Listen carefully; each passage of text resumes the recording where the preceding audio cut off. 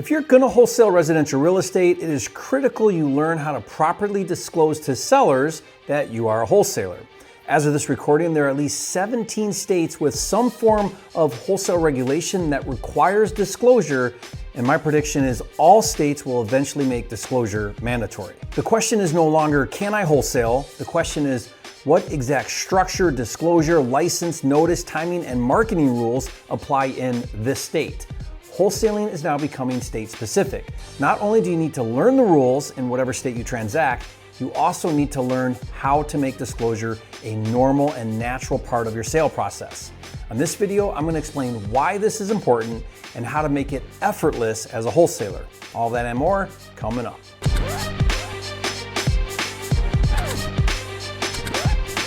For a limited time, you can get a free copy of Jerry Norton's Wholesaler Contract Pack with all the contracts you need to flip houses without risk. Claim your free copy at wholesalercontracts.com. If you're new here, my name is Jerry Norton. I make millions of dollars a year wholesaling and flipping houses, and on this channel, I show you exactly how to do the same. So if you want to be a flipping genius like me, subscribe to my channel and watch my videos. As the nation's leading expert on wholesaling, I've been tracking wholesale regulation since 2018.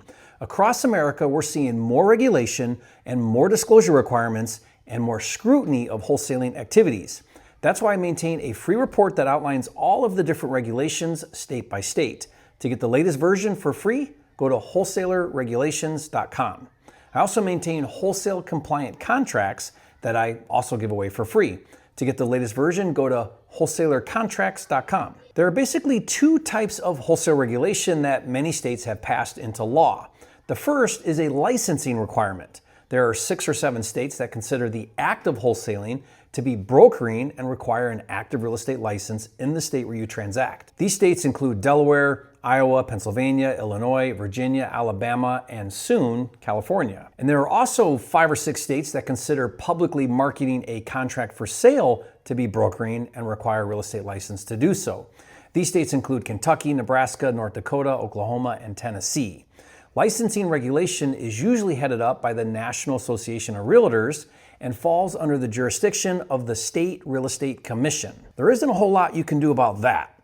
But the second type of regulation is a direct result of consumer complaints from sellers who had a bad experience with a bad wholesaler. This regulation is all about disclosure. These laws are typically led by the state's Consumer Protection Agency, and it's all about the seller being fully informed of what's going on. These states generally allow wholesaling, but require the wholesaler to disclose their role, equitable interest, intent to assign, profit potential, or seller cancellation rights. Examples include Arizona, Missouri, Ohio, Wisconsin, Maryland, Tennessee, Texas, Louisiana, and others. Some states allow the disclosure to be included in the purchase and sale agreement, and some states require a separate disclosure document. Again, all of this is outlined in my regulation report that you can download for free at wholesalerregulations.com. Disclosure in and of itself is pretty easy in my opinion. We'll talk more about what to say and how to do it in a minute, but the problem is some states are giving sellers more and more protection against wholesalers. Missouri, for example, requires a separate written disclosure at least 14 days before entering into the purchase and sale agreement. Delaware gives sellers a 21-day non-waivable cancellation right. Pennsylvania gives sellers a 30-day right to cancel. Think about it this way. Licensing states regulate who can wholesale. Disclosure states regulate how you wholesale. The point is, wherever you wholesale, whether it's your backyard, a remote market, or multiple markets, you need to understand the laws and follow them, because the poor operators, even if unintentional, is what is causing more and stricter regulation. Everyone needs to learn how to operate with more honesty and more transparency. By the way, stay to the end of this video. I'm going to share a unique alternative method to wholesaling that does not apply to any wholesale regulations. But first, let's talk about how to disclose you're a wholesaler. First and foremost, let's get clear about your intent. Do you intend to assign your contract, or do you intend to buy the property? Lawmakers look at substance over form. Intent is defined by your transaction history and your ability to perform. In other words, if you have never purchased a property and you don't have the funds or the funding to purchase the property, then your intent was not to purchase the property. So you can't say, I'm a buyer, if you can't show you've had a history of buying or if you don't have the means to buy. This matters because if you only have one option, assign the contract, then your disclosure and vernacular with sellers must be, my intent is to assign the contract for a profit. If you do have a history or the means to buy, then you can say, I may assign my contract for a profit. For example, I do both at a high level. I assign several contracts every month and I buy several properties every month. So I can say to sellers with integrity, sometimes I buy directly and keep the property as a rental or a flip, and sometimes I assign my contract to other buyers. And I can stand behind that statement with a proven track record and a means to buy. Whereas my good friend and pro wholesaler RJ Bates, he only assigns contracts. He doesn't buy and close on deals, so you won't ever hear him say, I am going to buy your property. He will always say, my goal is to sell the contract to an end buyer. This is important because if you misrepresent who you are in the transaction, you are inviting scrutiny from regulators. Now, whether your state requires disclosure and whether it's in your purchase and sale agreement or a separate document, let's talk about how to make disclosure a normal part of your sale process. The first step is to talk to the seller about the exit strategy in the third person. In other words, when talking about the property, refer to whatever the ideal end buyer would do. If the property is in a high rental market, or the best exit strategy would be to hold the property for a rental, talk about what it would require to be a good rental. If the best exit strategy is to fix it and resell it, talk about what would need to happen for it to be a good fix and flip opportunity. So rather than say, I'm going to buy it to flip, say, for this property to make sense to a flipper, I would need to fill in the blank. Another way to say this is, if an investor were to buy this property, they would need a discount so they have room to fix it and flip it. Talking about the exit in the third person avoids misleading the seller that you are the end buyer. Step 2 is to negotiate a wholesale price just like you always do. Follow your normal analysis and sale process to get a discounted wholesale price. Step 3 is to explain to the seller that you intend to wholesale the property during your due diligence period. So first, let me explain how to do this if you sometimes buy and sometimes wholesale, and then I'll explain how to do this if you only wholesale. I'll say the following once I've got a commitment on price from the seller. Mr. Seller, once we have a written agreement in place, I'll have a small window of due diligence, usually no more than 10 days. During that period, I'm going to need access to the property so that I can confirm my rehab budget. As long as everything checks out, we'll move forward to closing. If for some reason it doesn't, and our agreed upon price doesn't work for me, then what I'll do is I'll reach out to all of the other active cash buyers in the area to see if they want to buy the property. If someone does, I'll assign the deal to them and they'll step in and buy the property directly from you. Now don't worry, they'll pay me a fee so it won't cost you anything and it won't come out of the agreed upon price. So either way, I'm going to go to work very hard to get you a buyer for your property. That's my commitment to you. If for some reason I can't buy it and none of the local active buyers want it, I'll let you know right away and we can revisit what to do at that point. Does that sound fair? Do you have any questions about what happens next? Now, do you see how I explain that? It's not difficult. I've never explained it that way and had a seller not want to move forward. Now, I believe proper disclosure explained the right way actually helps your sales process because it sets the seller up for a possible renegotiation later if needed, so they're not offended by that. So what does this look like if you wholesale only? Well, here's how to say it. Mr. Seller, once we have an agreement in place, let me explain what happens next. In our agreement, I'll have a due diligence window, usually no more than 10 days. During that period, I'm going to need access to the property.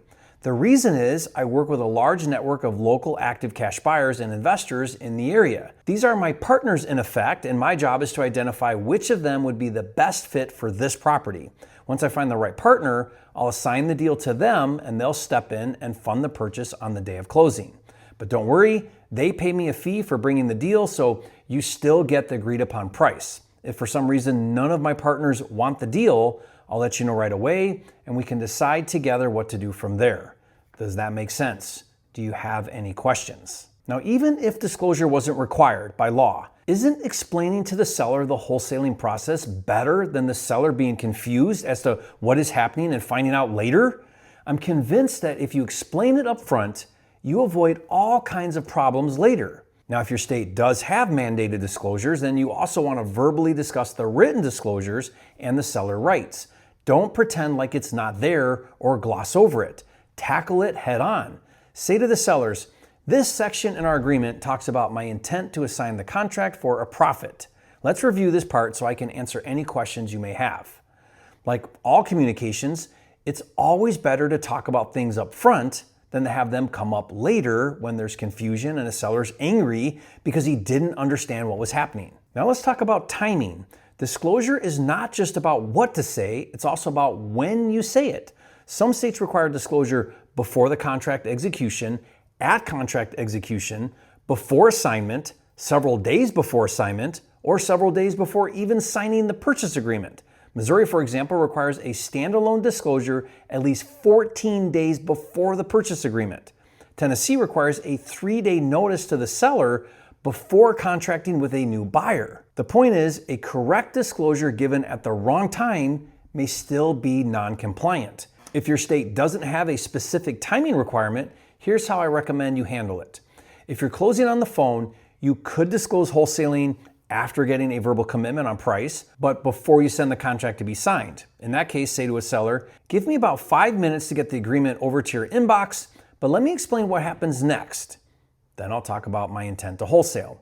Or you could wait until the seller has the agreement in front of them and then you review it together and discuss disclosure. And if the seller just signs your contract without even reading it, which happens all the time, then disclose wholesaling after he signs the agreement.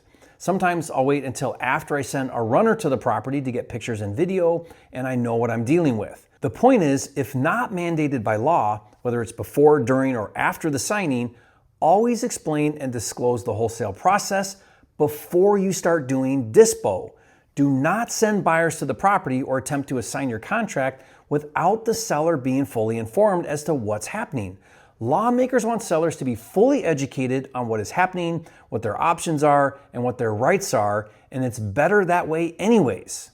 So I want you right now to leave a comment and say, I get it, Jerry. Always disclose wholesaling to a seller according to the law and before starting the dispo process. Now throw in there, you're a flipping genius for good measure. And I also want to take a minute and give a word of caution. Do not cloud title as leverage.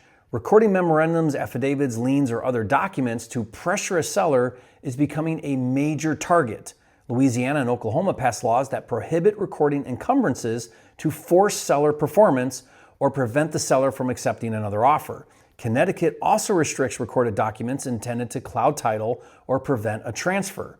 Using title as a weapon is one of the fastest ways to attract regulatory trouble. Regarding regulation, the bottom line is this. The wholesalers who survive 2026 and beyond will be the ones who understand that compliance, including disclosure, is now part of the business model.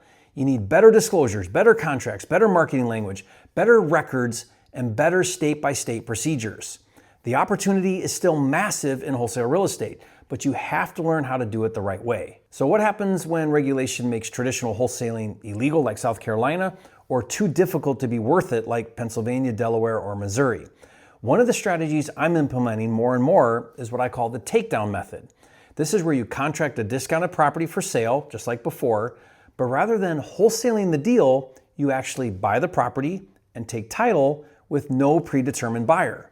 By doing so, you are not transferring contractual rights. You are indeed the end buyer. So wholesale disclosure, licensing, or any other wholesale regulation doesn't apply. Once you fund and close the deal, you immediately list the property for sale on the MLS without rehabbing it and resell it on the open market for a profit. And here's the best part. Using the takedown method, we typically make 2 to 4 times more on a deal than traditional wholesaling without rehabbing. So if you'd like to learn exactly how I analyze, fund, and sell deals using the takedown method, I put together a free takedown kit. Inside you'll get my deal analyzer, my seller scripts, my funding pitch deck, and the exact framework I use to structure these deals. Just go to freetakedownkit.com. In fact, watch this next video where I explain 10 threats facing wholesalers in 2026 and why most won't survive. You'll learn what you need to do to not just survive, but thrive as a wholesaler. Watch that now, and I'll see you on the next video.